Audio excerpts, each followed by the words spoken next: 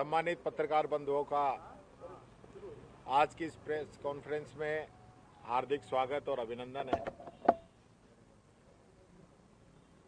हमारे साथ हमारे उपनेता प्रतिपक्ष रामकृष्ण मीणा जी, हमारे विधानसभा के सचेतक रफीक खान जी, हमारे प्रदेश कांग्रेस कमेटी के ट्रेजरर और विधायक रोहित बोरा जी। आज हम सब लोग आप लोगों को इसलिए कष्ट दिया है कि सरकार के 2 साल पूरे हुए हैं और सरकार एक बहुत बड़ा जश्न मना रही है। पहले तो मैं मुख्यमंत्री जी को बधाई देना चाहूँगा कि वो 2 साल तक अपनी कुर्सी बचाने में कामयाब रहे और 2 साल तक ऐसी एक भी प्रेस कॉन्फ्रेंस नहीं की। और शायद वो राजस्थान के पहले ऐसे मुख्यमंत्री बन गए जिन्होंने अभी तक कोई प्रेस कॉन्फ्रेंस ही नहीं की हो। मुख्यमंत्री जी कह रहे हैं कि हमने 2 साल के अंदर 72% वादे पूरे कर दिए। तो 72% जो वादे पूरे करने की बात है वो धोखा है जनता से। उनके वादों की हकीकत अभी मैं आपको बताना चाहूंगा। और इन्होंने ये भी साबित कर दिया है कि ये राजस्थान की मीडिया को ज़्यादा सीरियस नहीं ले रहे हैं। सीरियसली लेते तो अभी तक प्रेस कॉन्फ्रेंस जरूर करते। मैं पूरी बातों पे जाऊंगा तो शाम हो जाएगी। मैं सिर्फ 10 ऐसे वादे जो इन्होंने जनता से किए, राजस्थान की जनता से किए, वो मैं आप लोगों के बीच में रखना चाहूंगा। और मैं ये भी चाहूंगा कि मुख्यमंत्री जी अपने मंत्रियों से या किसी अन्य से इसके जवाब जरूर दिलवाएं जो बात मैंने आज मीडिया के समक्ष रखी है। सबसे पहला वादा, क्योंकि इनके हेड हैं, उन्होंने तो कहा था कि मैं किसान की आमदनी दुगनी करूंगा, लेकिन आपके घोषणा पत्र के भी पेज नंबर 9 पे ये कहा गया था कि हम किसान सम्मान निधि 12,000 रुपये करेंगे। उसमें कहीं ये नहीं लिखा था कि हम इसको चरणबद्ध तरीके से करेंगे। तो कभी 1,000 रुपये, कभी 500 रुपये ये सरकार बढ़ा रही है और आज भी मात्र 9,000 रुपये, वो भी इसी वर्ष से 9,000 तक ये पहुंचे हैं। तो ये वादा इनका पूरा नहीं हुआ है, सबसे पहले ये कहना चाहूंगा। दूसरा वादा, जल जीवन मिशन,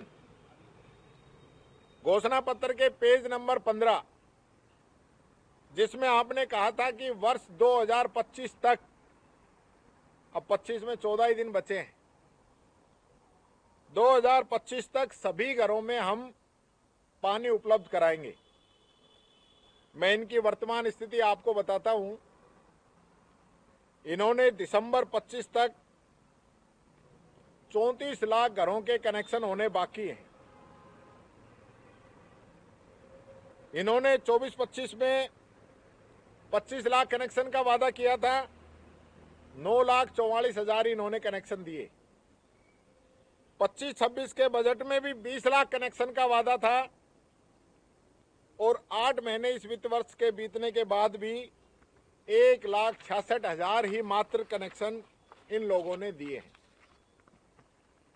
तीसरा वादा, फसलों की एमएसपी पे खरीद। इन्होंने वादा किया था पेज नंबर 20 घोषणा पत्र का कि मूंग और उड़द की एमएसपी की खरीद का लक्ष्य दुगुना करेंगे और मूंगफली की एमएसपी पे खरीद करेंगे। तो वर्तमान स्थिति ये है कि लक्ष्य दुगुना करना तो दूर की बात हो गई, लोगों को टोकन तक नहीं मिल पा रहे हैं। खरीद के दौरान बीकानेर और जोधपुर संभागों के किसानों ने धरने दिए हैं। इसी प्रकार लोगों की फर्जी गिरदावरी की शिकायतें किसानों ने दर्ज कराई हैं। गेहूं को 2700 रुपये प्रति क्विंटल खरीदने का वादा किया था, वो वादा भी इनका आज तक अधूरा है। बाजरे को एमएसपी पे खरीदने का वादा किया था, वो वादा भी इनका अधूरा है। और हालत यह है कि किसान को डीएपी, यूरिया लेने के लिए भी लाइनों में लगने पड़ रहे हैं। अभी तो आधार कार्ड की भी आपने देखी होगी, एक बहुत लंबी लाइन अखबार के अंदर छपी थी कि लोग नंबर लगाने के लिए आधार कार्ड रख के इंतजार कर रहे हैं। न किसान को बीज दे पा रहे हैं, न किसान को खाद दे पा रहे हैं। किरोड़ी लाल जी ने छापे भी मारे। मैं पूछना चाहता हूं, विधानसभा में पूछा था, आज फिर पूछ रहा हूं, उन्होंने जितनी फैक्ट्रियों पे छापे मारे उनमें कितने लोग आज अरेस्ट हुए हैं, कितने लोगों पे कार्रवाई हुई है? विधानसभा में तो जवाब था कि एक भी अरेस्ट नहीं हुआ है। और ऐसा लगता है कि मंत्री जी छापा मारते हैं, मुख्यमंत्री जी उनको छुड़वा देते हैं। तो आज तक कोई इसके अंदर बंद नहीं हुआ। न किसान को पानी मिला, न पूरी बिजली मिल रही है। और तो बात छोड़ दीजिए, भरतपुर तक के किसानों को बिजली के लिए आंदोलन करने पड़ रहे हैं। ये इस सरकार की हकीकत है। दिन में बिजली देने का सपना दिखाया था, इस ठंड में भी किसानों को रात के अंदर बिजली दी जा रही है। चौथा, पेज नंबर 12, पारदर्शी स्थानांतरण नीति लागू करेंगे और सुनिश्चित करेंगे कि कोई भेदभाव नहीं हो। वर्तमान स्थिति यह है कि तबादला उद्योग बन चुका है, मन मर्जी से ट्रांसफर किए जा रहे हैं, कोई पॉलिसी नहीं है। चाहे शिक्षक हो, चाहे डॉक्टर हो, चाहे आरएस हो, और इनके चीफ सेक्रेटरी तो खुद ही तबादला करा के चले गए। प्रिंसिपल सेक्रेटरी टू सीएम का भी तबादला कर दिया गया, जो कि अपने आप में इतिहास बन गया राजस्थान के अंदर। ऐसा कभी नहीं हुआ होगा कि प्रिंसिपल सेक्रेटरी टू सीएम और सीएस दोनों का ही तबादला हो जाए। 8 लाख कर्मचारी आज भी तबादला नीति का इंतजार कर रहे हैं, ये मैं कहना चाहूंगा। पांचवा इनका वादा था, सरकारी स्कूलों में यूनिफॉर्म के लिए 1200 रुपए देंगे। अब ये लोग 1200 की जगह 600 रुपए दे रहे हैं, और 600 रुपए भी सिर्फ और सिर्फ एससी, एसटी और बीपीएल, सिर्फ इन्हीं को दे रहे हैं। इसके अंदर भी ओबीसी को, जनरल कास्ट को और ईडब्ल्यूएस को, इनके बच्चों को इस योजना से बाहर कर दिया गया है। ये बात मैं कहना चाहूंगा।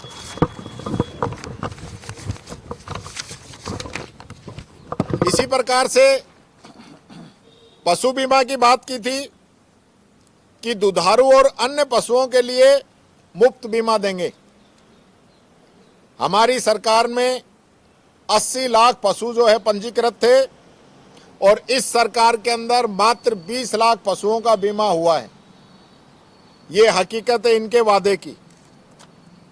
इसी प्रकार से 7वां वादा था इनका कि शिक्षा विभाग में 1 साल के अंदर, पहले वर्ष के अंदर सभी रिक्त पद भर दिए जाएंगे।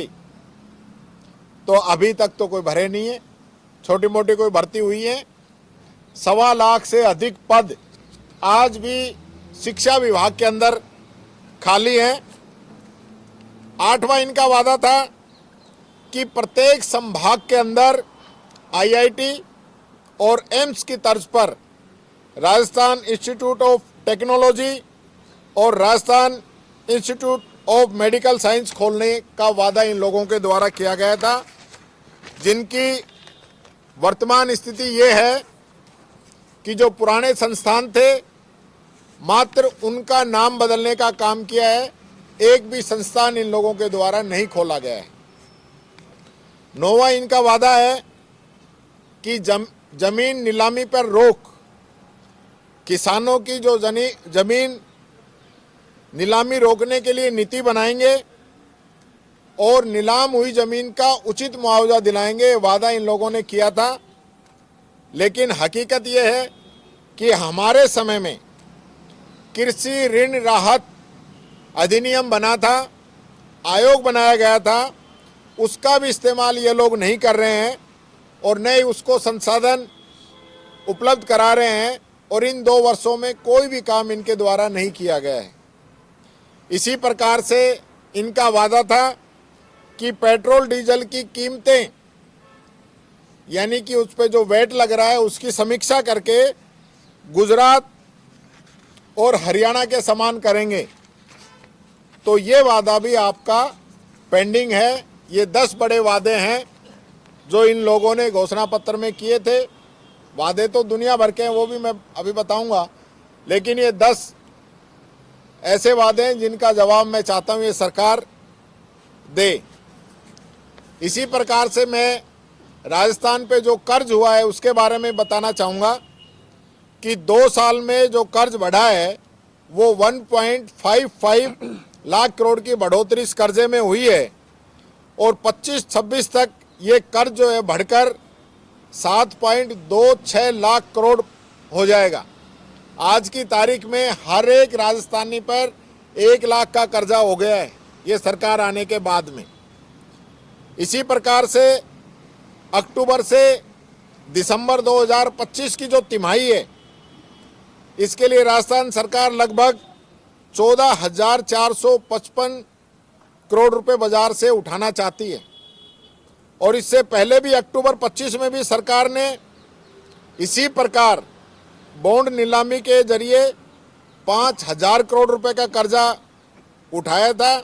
उस समय ब्याज दरें 7.23% से 7.57% के बीच में रही थी।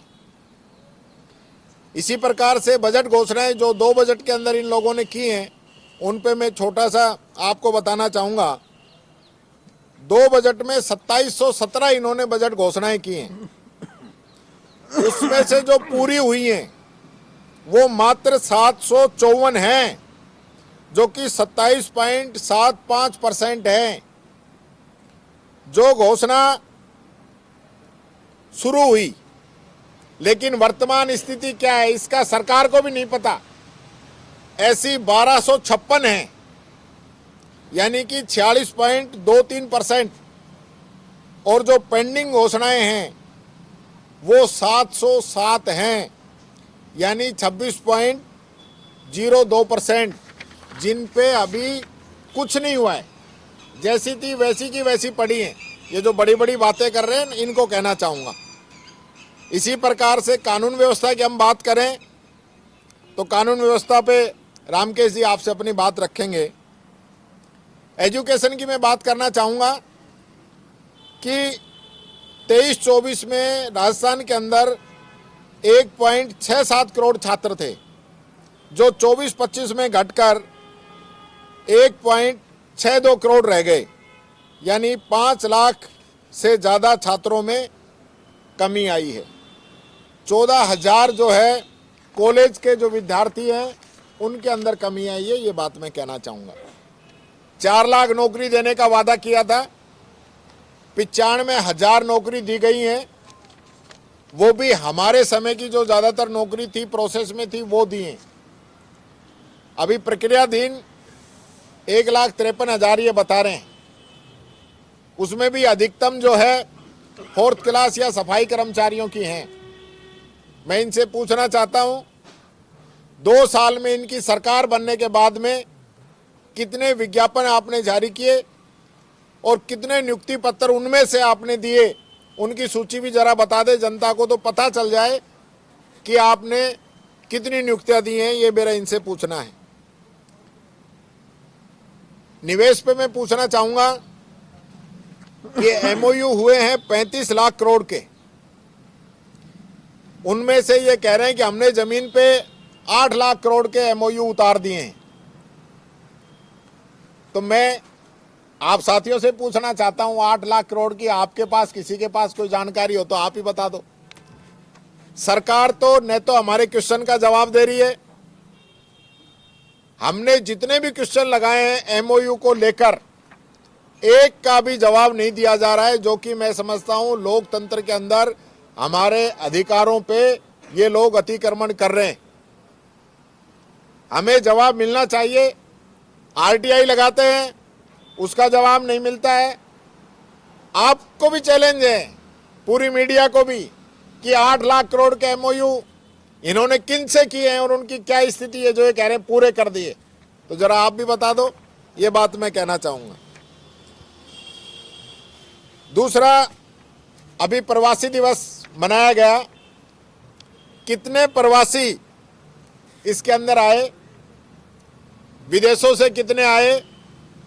आपने विदेशों के अंदर 24 चैप्टर बना रखे हैं, उनके अध्यक्ष बना रखे हैं, उसमें से कितने आए। जिन प्रवासियों को आपको अवार्ड देना था उनमें से कितने आए जो विशिष्ट अतिथि थे आपके प्रोग्राम के अंदर, उनके बारे में मैं जानकारी चाहूँगा। और कितने वादे आपने प्रवासियों से लास्ट टाइम किए थे जो आपने पूरे कर दिए। मुझे तो बड़ी दिक्कत हुई जब यूएसए के अंदर मेरे से एक व्यक्ति ने कहा कि साहब आपके मुख्यमंत्री ने हमसे एक वादा किया था कि आपका ये प्रवासियों के लिए कोई काम था कि 15 दिन में हो जाएगा। अभी 1.5 महीना हो चुका है, अभी तक तो ये काम हुआ नहीं है। मैंने उसको लेकर सीएम साहब को लेटर भी लिखा, टैग भी किया, मेरे पास तो आज तक जवाब नहीं आया है। ये स्थिति सरकार की है, तो कुछ कर नहीं सकते तो झूठ तो कम से कम नहीं बोले, ये बात मैं कहना चाहूँगा। इसी प्रकार से सरकार दावे कर रही है कि हमने 20 करोड़ पौधे लगाए हैं, तो इसकी कोई ऑडिट है, कहाँ लगाए हैं, इसकी ऑडिट कराएं और बताएं कि 20 करोड़ पौधे कहाँ पे लगे हैं, तो जनता को पता तो चले। इसी प्रकार से नो एक्सप्रेस हाईवे की घोषणा हुई थी इससे पिछले बजट के अंदर, इन 2 साल में उसकी क्या स्थिति है, कोई बता सकता है। उनमें से 9 में से मात्र 2 एक्सप्रेस हाईवे की डीपीआर बनी है, इसके अलावा कोई काम अभी तक नहीं हुआ है। तो कब ये मंजूर होंगे, कब इनके काम शुरू होंगे, कुछ बता दें। दूसरा, जिलों को हमारे रामकेश जी बताएंगे। दूसरा, राजीव गांधी ओलंपिक खेल हमने कराए थे, लगभग 30 लाख रजिस्ट्रेशन आते थे और गांव-गांव, ढाणी-ढाणी तक गेम हुए। बच्चे, बुजुर्ग, महिलाएं, सब लोगों ने इसके अंदर हिस्सा लिया। और अब हालत ये हो गई कि रेस के अंदर सिंगल ही खिलाड़ी दौड़ रहा है तो वो तो फर्स्ट आना ही आना है। ये हालत इस सरकार ने कर दी है। हमने प्रशासन, गांव के संग और शहरों के संग अभियान चलाया, 30 लाख पट्टे दिए थे हमने, 30 लाख से अधिक, और ये 1 लाख भी पट्टे नहीं दे पाए। 1 लाख किसको कहते हैं, वो उतने पट्टे भी नहीं दे पाए।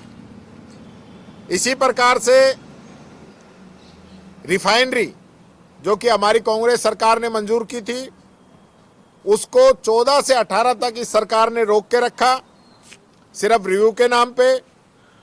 और इस प्रोजेक्ट की लागत जो 2013 के अंदर लगभग 37,000 करोड़ रुपए थी, वो बीजेपी की सुस्ती की वजह से आज 79,459 करोड़ तक पहुंच गई है, जिसमें राजस्थान की जनता का 40,000 करोड़ से अधिक का नुकसान हुआ है। और सरकार को भी 26% का जबरन इसके अंदर पार्टनर और बना दिया इन लोगों ने। तो ये सीधा सीधा बोझ जो है राजस्थान की जनता पे पड़ा है। ये जो रिफाइनरी का काम है, ये 90% कांग्रेस समय में पूरा हो गया था। कोविड की महामारी के दौरान भी हमने इसको रुकने नहीं दिया। इसका शिलान्यास भी 2013 के अंदर हो चुका था, आपने इसका शिलान्यास दोबारा करवाया।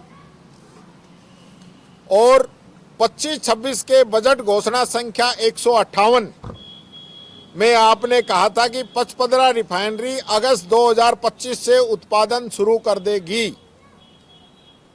अब आप कह रहे हो जनवरी 2026। तो क्या पहले बिना एस्टीमेट के आपने बता दिया था क्या कि अगस्त से हम कर देंगे? तो आपको ये आंकड़े कौन देता है, डाटा कौन देता है, जो आप विधानसभा के अंदर बोल जाते हैं और फिर वो पूर्ति नहीं होती है? विधानसभा में आप कोई बात रखें और वो बाद में असत्य साबित हो, ये अच्छी बात नहीं है। तो अपने उन अधिकारियों पे कार्रवाई करिए। आप तो पहले अगस्त की जगह जनवरी कह देते, और अभी भी जनवरी आ जाए एक बार, फिर देखते हैं क्या स्थिति है सरकार की। इसी प्रकार कुछ दिन पहले अखबारों में आपने देखा था कि यहाँ एलिवेटेड सड़कें जिनकी बजट के अंदर घोषणा हुई थी और बाद में कह दिया कि इनकी फिजिबिलिटी नहीं है। तो यार जयपुर के अंदर आप फिजिबिलिटी जिन सड़कों की नहीं है उनकी बजट के अंदर घोषणा कैसे कर सकते हो आप? बजट घोषणा करने से पहले फिजिबिलिटी चेक नहीं की जाती क्या? या बजट घोषणा कोई कागजी घोषणाएं हैं? आप विधानसभा की गरिमा भी नहीं रख रहे हैं, ये बात मैं कहना चाहूंगा। कुछ समय पहले राजेंद्र राठौड़ जी ने बताया था कि राज्य की आर्थिक स्थिति बहुत अच्छी हो गई है। तो आर्थिक स्थिति की सच्चाई क्या है?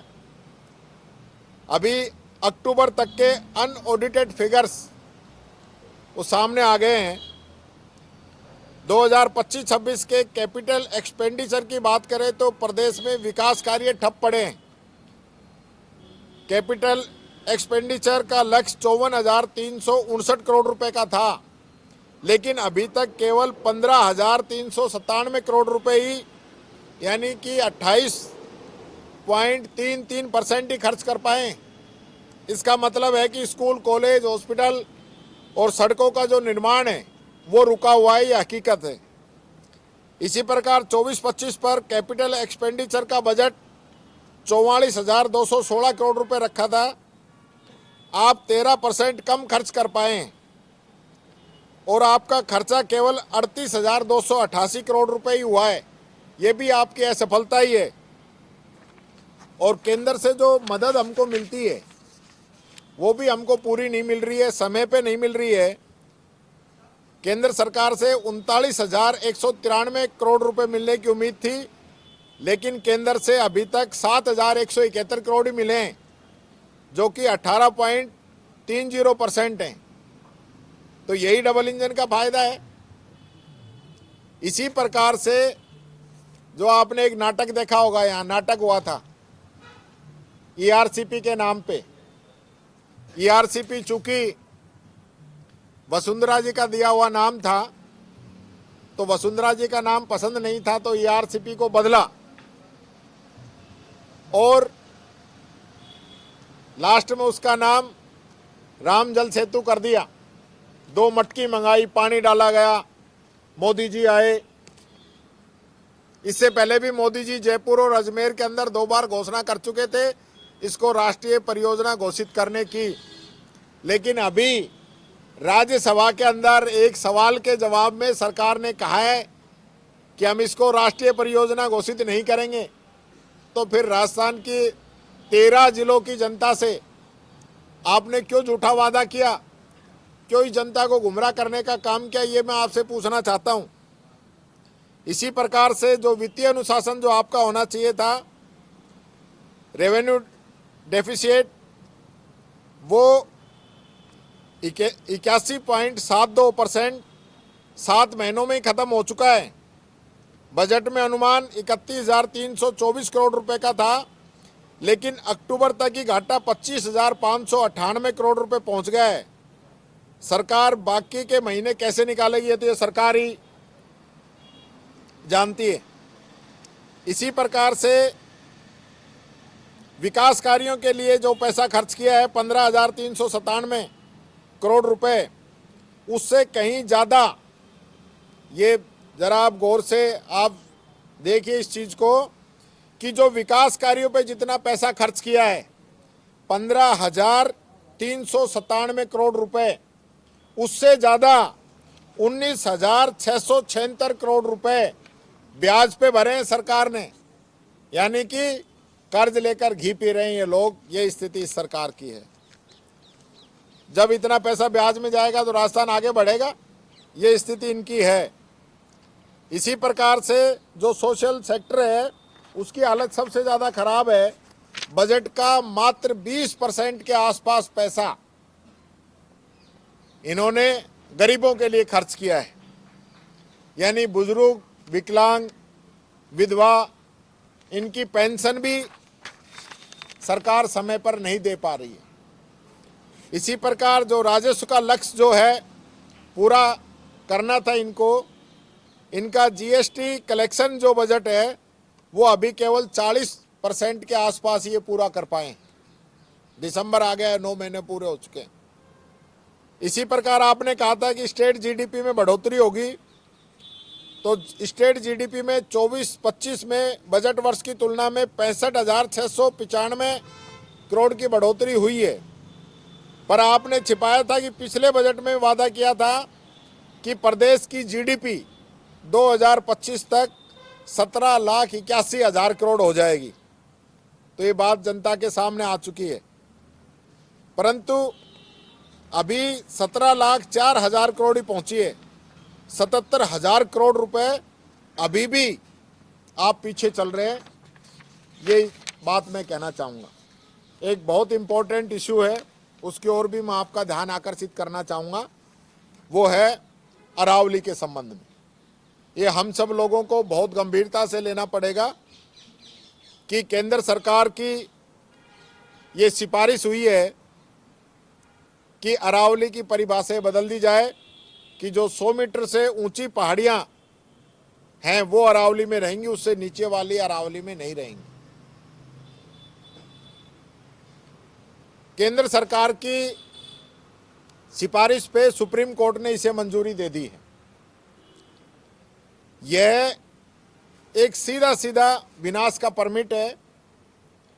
फॉरेस्ट सर्वे ऑफ इंडिया के आंकड़ों के अनुसार राजस्थान में अरावली की 90% पहाड़ियां 100 मीटर से कम ऊंचाई की हैं। और अब जो नियम बना है इस हिसाब से ये पहाड़ियां अब अरावली के अंदर नहीं आएंगी, और अरावली के अंदर नहीं आएंगी तो अब आप इनमें खनन की अनुमति देंगे। यानी कि पूरे जो हमारे पर्यावरण है उसको आप बिगाड़ने का काम करेंगे।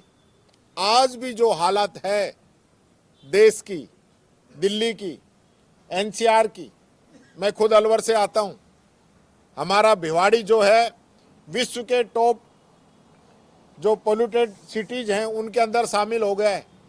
दिल्ली के हालात क्या हैं सब लोग जानते हैं, लेकिन इसके बावजूद दिल्ली के चारों तरफ जो अरावली है, राजस्थान के अंदर जो अरावली है, उसको ये लोग खत्म करना चाहते हैं। ये जो विशेषज्ञ हैं वो बताते हैं कि अरावली की जो 10 से 30 मीटर की छोटी पहाड़ियां हैं ये रेगिस्तान को रोकने का काम करती हैं, नहीं तो रेगिस्तान यहां तक बढ़ के आ जाएगा। ये केवल छोटी पहाड़ियां ही नहीं है, ये नेचुरल जल भंडार भी हैं। पानी इनके अंदर जाता है, वो रिश्ता हुआ नीचे भंडार होता है उसका, और धीरे धीरे धीरे वाटर लेवल इससे ऊंचा आता है। तो जो पानी सोखने की संरचना है वो भी इसके अंदर खत्म हो जाएगी। और ये एक चोर दरवाजा जो है अपने खनन मित्रों को फायदा देने के लिए ये सरकार चला रही है। पूरी कांग्रेस पार्टी और मैं इस निर्णय का विरोध करते हैं। राजस्थान की जनता भी इसका विरोध करती है, क्योंकि यहाँ 80-90% अरावली राजस्थान के अंदर आती है। और इसके खिलाफ जो भी हमको कानूनी रास्ते अपनाने पड़ेंगे, वो भी हम अपनाएंगे, ये बात मैं कहना चाहता हूं। दूसरा, आज दिल्ली के अंदर कोर्ट का जो फैसला आया है उसका हम स्वागत करते हैं। सत्य की जीत हुई है, दूध का दूध और पानी का पानी हुआ है। ये सरकार सोनिया गांधी जी को, राहुल गांधी जी को बदनाम करने के लिए ईडी का दुरुपयोग कर रही थी। आज कोर्ट ने ईडी की जो चार्जशीट थी उसी को लेने से मना कर दिया। उन्होंने कहा कि न रुपए का लेन देन हुआ है, न संपत्ति का लेन देन हुआ है, ये मामला बनता ही नहीं है। तो आप समझ सकते हैं, ये एक और तथ्य देश के सामने आ गया कि ये सरकार विपक्षी दलों को ईडी, इनकम टैक्स और सीबीआई इनके सारे डराने धमकाने का काम करती है। इस फैसले का हम स्वागत करते हैं। सत्यमेव जयते। अब मैं चाहूंगा 2 मिनट रामकेश जी, 2 मिनट बोरा जी भी और 2 मिनट रफीक जी, फिर अपन क्वेश्चनों के। सरकार ने वादा किया था शुरू में भ्रष्टाचार पर जीरो टॉलरेंस का जो वादा किया था, और इससे पहले भी भाजपा लगातार भ्रष्टाचार के मुद्दे को लेकर के आक्रामक रही है। इस 2 साल के पीरियड में अगर समस्त तथ्यों को अगर देखा जाए तो पूरे राजस्थान में चारों तरफ सभी विभागों में भ्रष्टाचार की सारी हदें पार हो चुकी है। एसीबी अगर कोई कार्रवाई करती है, ट्रैप की कार्रवाई करने के बाद में जब विभाग में और सरकार के सामने अभियोजन स्वीकृति का जब मुद्दा आता है तो पूरे राजस्थान में सारे विभागों में अभियोजन स्वीकृति के वो केसेस सारे के सारे पेंडिंग पड़े हुए हैं। सरकार के द्वारा जानबूझकर अभियोजन की स्वीकृति नहीं दी जाती है। ऐसा ही प्रकरण अभी तत्काल हमारे सामने आया है। 2023 में पकड़ी गई आरपीएस दिव्या मित्तल का केस देखिए। 16 करोड़ रुपए की दवाइयों का मामला था। 2 दिन पहले ही कोर्ट से उन्हें क्लीन चिट मिली है। इसी तरीके का दूसरा मामला डॉक्टर मनीष अग्रवाल साहब का है, जिनके मामले में भी सरकार के द्वारा अभियोजन स्वीकृति नहीं देने के कारण कोर्ट ने उनको बाहर कर दिया। कहा कोर्ट ने कि भाई ट्रायल नहीं चलेगा, सरकार अभियोजन स्वीकृति अगर नहीं देगी तो हमें जमानत देनी पड़ेगी। कोर्ट को मजबूर करने का काम ये सरकार कर रही है। भ्रष्टाचार को पनपाने का काम ये सरकार कर रही है। एसीबी बड़ी मेहनत करके कोई केस बना करके सरकार के सामने पेश करती है। ऐसे में अभियोजन स्वीकृति नहीं दे करके अपरोक्ष रूप से सरकार भ्रष्टाचार को बढ़ावा दे रही है। ये तथ्य पूरे राजस्थान की जनता के सामने आ चुका है और सरकार इस मामले में लीपापोती के अलावा कोई काम नहीं कर रही। इसी तरीके से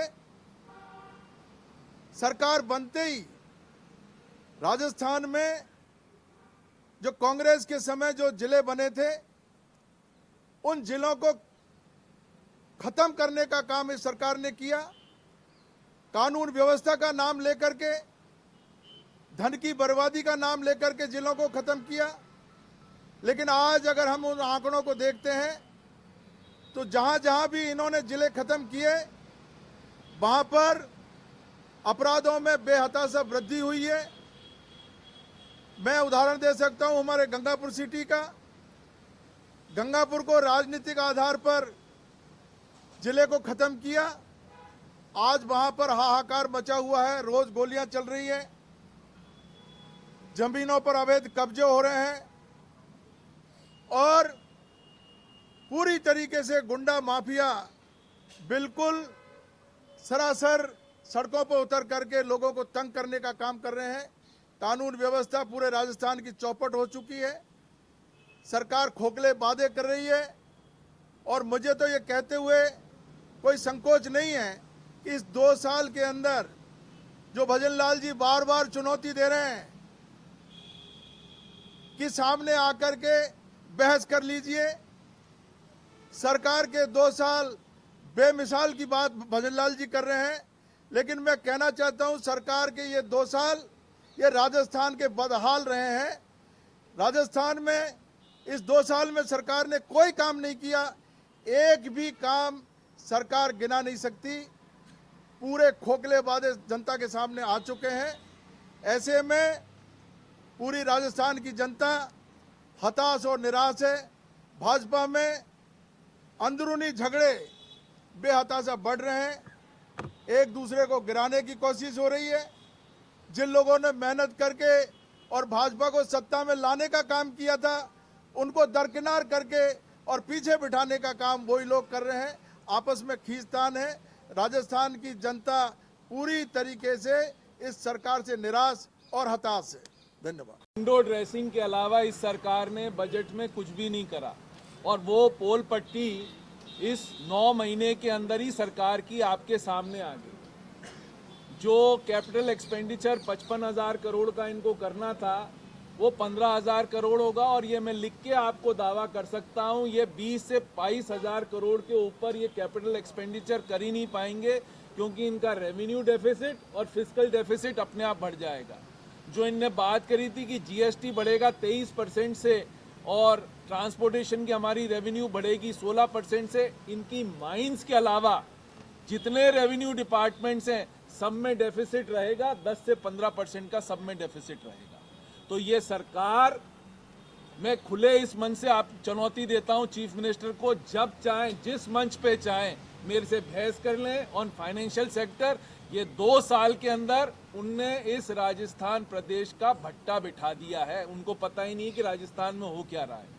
आपके पेमेंट्स जो ठेकेदारों के पेमेंट्स हैं, पीडब्ल्यूडी के पेमेंट्स हैं, वो हो ही नहीं रहे। आपको एक चीज पता है, 2 साल से जब तक सरकार आई है इन्हें हमारी जो वाटर जेजेएम की जो ओएनएम स्कीम है वो बंद कर दी।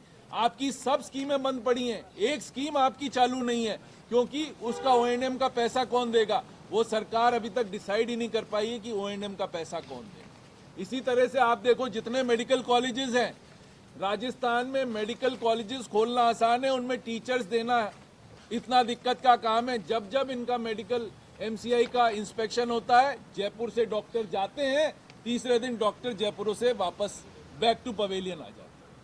क्या होगा? बच्चे किस पर पढ़ रहे हैं? व्हाट्सएप पे बच्चे पढ़ रहे हैं। आज आखिर यदि हम ऐसे डॉक्टर्स बनाएंगे तो हमारा हेल्थ का भविष्य किस तरह से रहेगा। और इधर हमारे मुख्यमंत्री क्या बात कर रहे हैं, हम मेडिकल टूरिज्म की बात कर रहे हैं। अरे मेडिकल टूरिज्म की बात तो तब करो जब आप बच्चों का भविष्य सुधार लो। आज धौलपुर मेडिकल कॉलेज में आपको दावे से कहता हूं टीचर्स ही अवेलेबल नहीं है। बच्चे जो पढ़ रहे हैं उनके एग्जाम टाइम पर नहीं होते, उनके प्रैक्टिकल टाइम पर नहीं होते, वहाँ की जो सुविधाएं हैं वो बिल्कुल चरमरा गई हैं। ना वहाँ कोई सुविधा है, ना पानी की सुविधा है, किसी चीज़ की सुविधा नहीं है। बच्चों की हालत इतनी दयनीय है कि आप इमेजिन नहीं कर सकते, इतनी बच्चों की हालत दयनीय है। तो मैं आप लोगों के माध्यम से कहना चाहूँगा, ये 2 साल जो है सरकार के, जो आज आपको बड़ा बड़ा ऐड दिया है, सरकार ऐड तो देगी, बड़ा बड़ा ऐड दिया है और उसमें उनने हमारे से कंपेयर करा है। तो ये झूठी बजट घोषणाओं में कंपैरिजन नहीं कर सकते हो। कंपैरिजन आप तब करो जब आपकी वो चीजें जमीन पर आ जाए।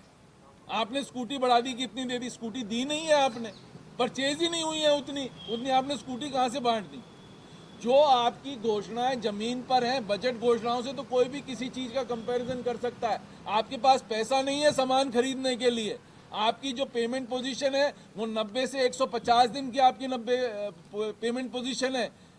दर दर ठोकरे खा रहे हैं, हमारे 2024 के जो वो पेमेंट है वो भी आज तक नहीं हुए हैं, इसलिए सब काम रुके हुए हैं पीडब्ल्यूडी में।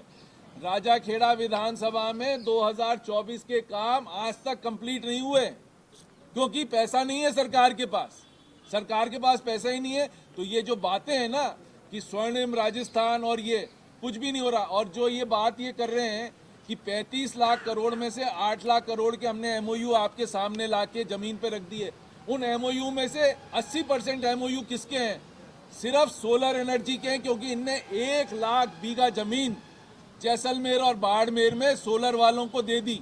इनकी जितनी कैबिनेट मीटिंग्स होती हैं उसमें सिर्फ जमीनों के धंधे के अलावा कोई धंधा नहीं होता। और उस सोलर पार्क्स में कितना लोगों को एम्प्लॉयमेंट जनरेट हो रहा है? जीरो। रेवेन्यू राजस्थान सरकार को जीरो।